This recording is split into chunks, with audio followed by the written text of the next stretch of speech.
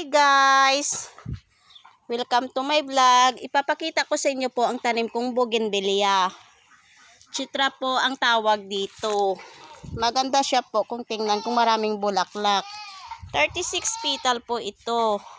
Ito po naman ay plus butterfly. Variegated po ang kanyang dahon. Tsaka po mayroon din yellow.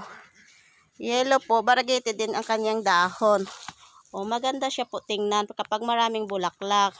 Mayroon din orange, saka purple. Marami po akong tanim ng mga bougainvillea.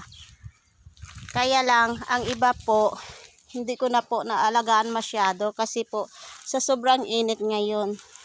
Ito po, ang tawag dito po ay purple tanglong. Ito po ay red tanglong, hindi pa po namumulaklak masyado. Sa kabila po, mayroon po akong 36 petal na natanim po sa lupa. Ito po, oh. Maganda siya po, tingnan, oh, kapag madami pong bulaklak. Ito po, oh. Ang ganda.